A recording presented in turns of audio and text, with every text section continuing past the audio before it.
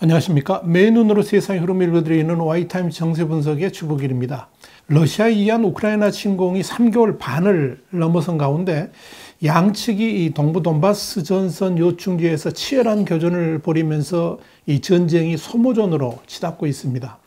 이 러시아는 러시아대로 군 내부에서 사기 저하와 그리고 불만이 고조가 되고 있고요. 우크라이나 측 역시 무기 부족 때문에 고전을 면치 못하고 있어서 이 길고 긴 소모전 끝에 누가 승리할 수 있을지 주목됩니다.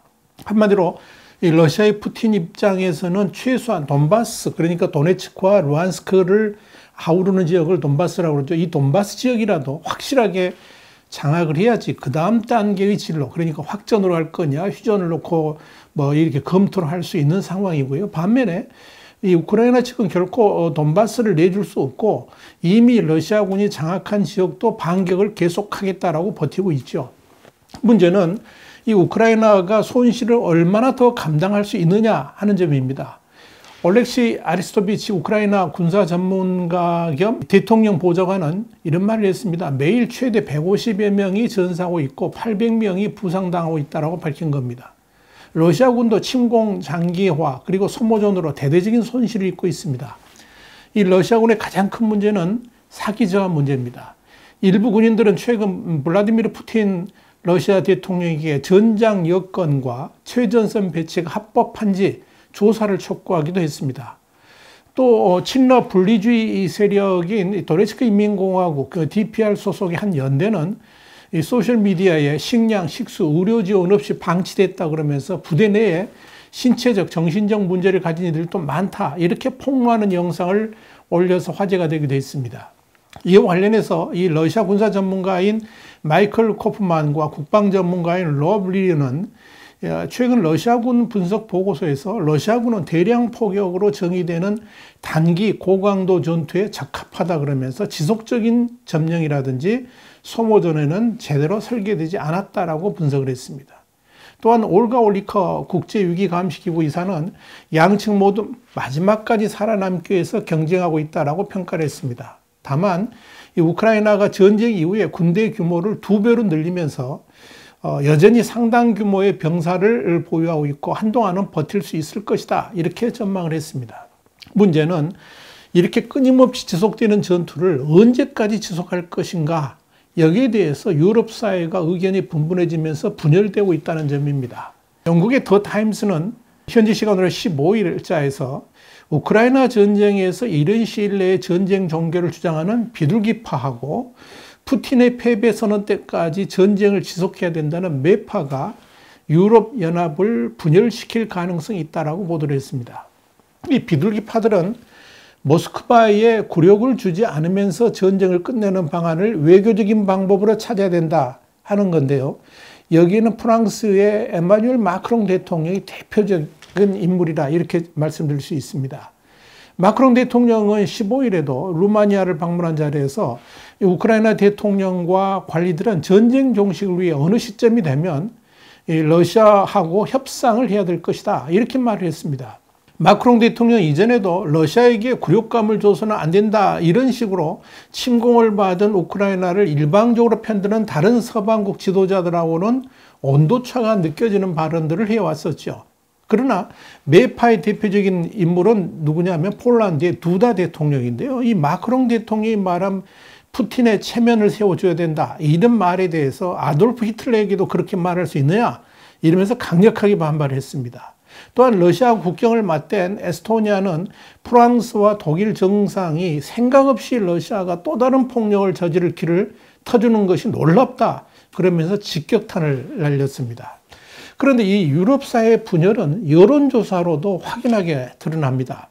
베를린에 본부를 둔 유럽 외교협의회 그러니까 ECFR은 최근에 여론조사를 실시했는데 이 결과를 보면 우크라이나가 영토를 양보하더라도 빨리 전쟁을 끝내야 한다는 평화파, 이게 이제 비둘기파죠. 이 비둘기파는 35%였고 러시아의 침략을 처벌하고 우크라이나 영토를 회복시켜야 된다 하는 정의파, 이건 매파라고 부르는데 이 22%였습니다. 35대 22죠. 이를 국가별로 보면 평화파의 비율이 가장 높은 나라는 이탈리아였고요. 52%였습니다. 그 다음이 독일 49%, 루마니아 42%, 프랑스 41% 등이었습니다. 이들 국가들은 정의파 비율보다 2배 이상 높았습니다. 반면 정의파가 가장 높은 나라는 폴란드로 무려 41%나 됐고 영국, 핀란드 등은 이 양측 찬성자가 거의 비슷하게 나왔습니다. 이번 조사에 의하면 독일, 이탈리아, 프랑스 사람들은 전쟁이 생활비와 에너지 가격에 미치는 영향에 대해서 가장 우려를 하고 있는 반면에 스웨덴, 영국, 폴란드, 루마니아는 핵전쟁의 위협에 대해서 더 우려하고 있는 것으로 나타났습니다. 이 우크라이나 전쟁을 어떻게 이끌고 갈지 가장 중요한 의사결정권을 가진 나라가 바로 미국이겠죠. 그렇다면 미국은 이 전쟁에 대해서 어떻게 생각을 하고 있을까요? 일단 러시아의 우크라이나 침공 100일째를 맞았던 지난 3일 미국 정부는 영토 방위를 위해 싸우는 우크라이나 국민과 함께 할 것을 약속하면서 블라디미르 푸틴 러시아 대통령에게 전쟁을 끝낼 것을 촉구했었습니다. 토니 블링컨 미 국무장관이 이날 성명을 내고 푸틴 대통령이 우크라이나 침공을 명령한 이후에 100일 동안에 전 세계는 조국을 위해 싸우는 우크라이나 국민의 용기와 결의를 보고 있다. 그러면서 미국은 개전 이래 63억 달러, 그러니까 한 7조 8,500억 원 이상의 이 안보, 경제, 인도적 지원을 해왔다라고 밝혔습니다. 블링컨 장관에 이어서 조 바이든 대통령이 말했듯이 우리 목표는 간단하다. 침략을 억제하고 방어할 수단을 가진 민주적이고 독립적이며 자주적이고 번영하는 우크라이나를 보기 원한다. 그랬습니다. 그러면서 이 푸틴 대통령이 요구한다. 그가 선택한 전쟁이 초래한 이 싸움과 모든 고통 그리고 글로벌 격변을 즉각 끝내야 된다라고 강조를 한 겁니다.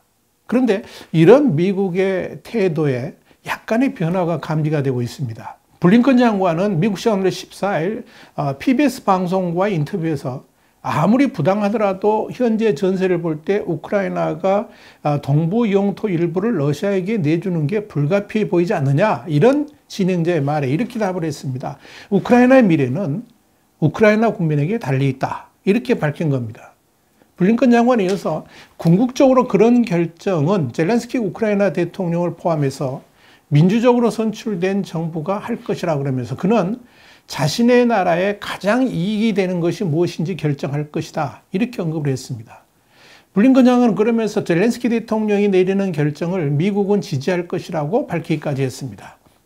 블링컨 장관의 이런 발언은 우크라이나 사태가 장기화되면서 서방의 부담이 커지고 있다는 분석이 제기된 후에 나왔다는 점에서 주목할 필요가 있습니다. 이와 관련해서 미 CNN 방송은 이 러시아가 돈바스 지역에서 우세를 보이면서 서방의 경제와 무기 비축량에도 부담이 커지고 있다. 그러면서 이에 서방도 지금이 어려운 결정을 내려야 할 분기점일 수 있다라고 진단을 했습니다. 물론 미국이 우크라이나를 포기한 건 결코 아닙니다. 블링컨 장관은 이날도 우크라이나에 대한 지원은 계속될 것이라고 그러면서 우크라이나가 결국 승리할 것이라고 주장을 했습니다. 그럼에도 미국의 고민은 있습니다. 과연 이 소모적인 전쟁을 언제까지 이끌고 갈 것인가의 문제입니다. 중요한 것은 우크라이나에 무기를 지원하는 것도 러시아 본토를 공격할 수 있는 중무장은 공급하지 않고 있죠. 방어용 중심으로만 보내고 있다는 의미죠. 이건 확전을 우려하기 때문에 그런 겁니다. 그렇다고 우크라이나를 포기할 수도 없습니다. 중국이 보고 있기 때문에 그렇습니다. 그런데 이 우크라이나에 미군을 직접 파견하지 않은 것을 두고 말들이 많았는데 러시아의 침공으로 우크라이나의 일부 지역이긴 하지만 러시아가 점령한 이 돈바스 지역을 크림반도에 이어서 또다시 내주는 것으로 마무리한다 그러면 아주 좋지 않은 선례를 또 남기는 셈이 됩니다.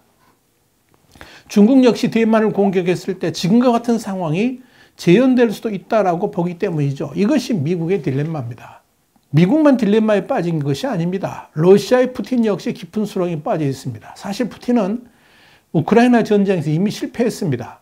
그런데 만약 유럽 사회가 돈바스 점령 지역에 대해서 러시아 기소권을 인정하고 전쟁을 끝낸다 할지라도 그렇다고 러시아가 승리를 했다라고 말할 수 있는 건 아니다라는 데 문제가 있습니다. 우선 우크라이나를 침공했을 때의 초기 목표는 이미 실패했다는 점, 또 최소 3만 명 이상의 러시아군 전사자가 나왔고 동시에 러시아가 보유한 핵심 무기들, 미사일을 포함해서 이미 이게 고갈시켰다는 점들, 그리고 러시아군의 현실, 뭐 본체, 이런 것들 다 드러났다는 거, 아마 이런 문제들이 푸틴을 짓누를 겁니다. 여기에 가장 큰 문제는 이미 러시아에 가해진 제재를 어떻게 풀어갈 것인가의 문제가 남습니다. 제재 효과는 이제부터 본격화되기 때문에 푸틴이 이를 해결하지 못하면 전쟁으로 인한 후유증으로 푸틴이 위기를 맞을 수도 있습니다. 그래서 쉽게 휴전을 하지도 못합니다. 승리자로서 휴전을 맞이하는 것이 아니기 때문에 그렇죠. 여기에 푸틴의 딜레마가 있습니다.